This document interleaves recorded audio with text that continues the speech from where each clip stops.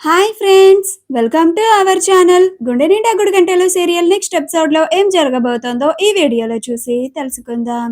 సురేంద్ర శోభనలని నిలదీసిన శృతి అసలేం జరిగింది అని తెలుసుకోవడానికి ఈ వీడియోని స్కిప్ చేయకుండా ఎండ్ వరకు చూసేయండి. శృతి బాలుతో మాట్లాడుతూ ఉంటుంది.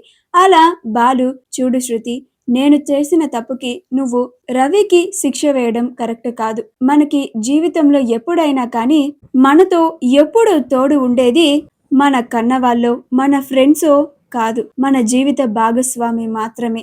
నువ్వు రవిలు ఇద్దరు ఎన్ని గొడవలు వచ్చినా ఎలాంటి సమస్యలు వచ్చినా కానీ ఇద్దరు ఒకరికొకరు తోడుగా ఉండాలి.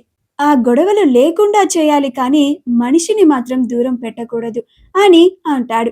అప్పుడు శృతి బాలు మాటలు వింటూ తను కూడా ఆలోచనలో పడుతుంది. అలా బాలు, రవి నువ్వు ఇంటికి రావడం లేదని మా అమ్మ సరిగా భోజనం కూడా చేయడం లేదు. మీరు ఈ సమస్య గురించి మరొకసారి ఆలోచిస్తే బాగుంటుంది అని చెప్పి వెళ్ళిపోతాడు. అప్పుడు శృతి, బాలు చెప్పింది నిజమే కదా, నేను బాలు మీద కోపంతో రవితో గొడవ పడ్డాను. రవి తను ఇంట్లో నుంచి వెళ్ళిపోయినా కానీ నేను అస్సలు పట్టించుకోలేదు.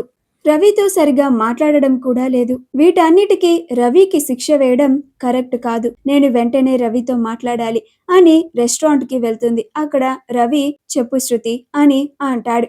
అప్పుడు శృతి, సారీ రవి, బాలు మీద కోపంతో నేను నిన్ను దూరం పెట్టాను అని అంటుంది. అప్పుడు రవి, నువ్వు నాకు సారీ చెప్పడం ఏంటి శృతి అని అంటాడు. అప్పుడు శృతి, బాలు మా నాన్నని కొట్టాడు అన్న కోపంలో నేను అసలేం జరిగింది అని తెలుసుకోవడానికి కూడా ప్రయత్నించలేదు. పైగా నువ్వు నాకు సర్ది చెప్పాలని చూసినా కానీ నీ మాటలు కూడా పట్టించుకోలేదు. చాలా మూర్ఖంగా ప్రవర్తించాను అని అంటుంది.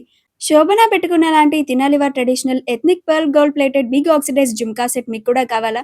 అయితే వెంటనే స్క్రీన్ మీద డిస్ప్లే అవుతున్న షాపింగ్ అకౌంట్ ని కానీ డిస్క్రిప్షన్ లో ఉన్న లింక్ ని క్లిక్ చేసి కానీ వెంటనే మీ ఆర్డర్ ని ప్లేస్ చేసుకోండి.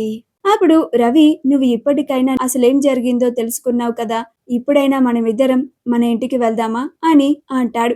అప్పుడు శృతి, దానికన్నా ముందు నేను ఒక పని చేయాలి. నేను నీకు ఈవినింగ్ కాల్ చేస్తాను రవి. నీ డ్యూటీ అయిపోయిన తర్వాత నన్ను మా ఇంటి దగ్గర పికప్ చేసుకో.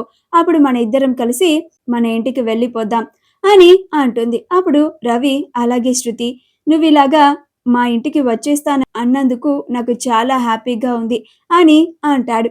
అలా శృతి చాలా కోపంగా తన పుట్టింటికి వెళ్ళి డాడీ డాడీ అని పిలుస్తూ ఉంటుంది.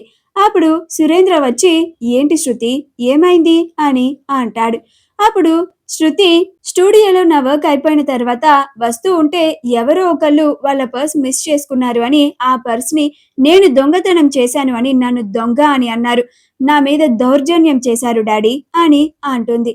ఆ మాట వినగానే శోభన, సురేంద్రలు ఇద్దరు చాలా కోపం తెచ్చుకొని, ఎవడువాడు రాస్కెల్, ఎంత ధైర్యం ఉంటే నా కూతుర్నే దొంగ అని అంటాడా?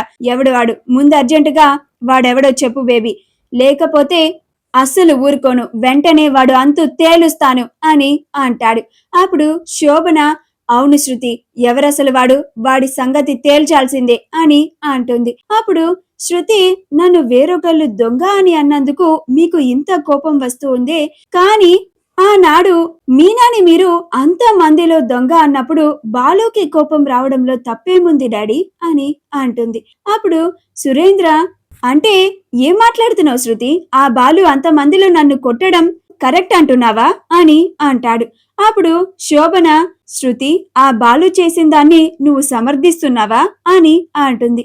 అప్పుడు శృతి, బాలుని మిమ్మల్ని కొట్టడం తప్పే డాడీ, అది నేను సమర్థించడం లేదు.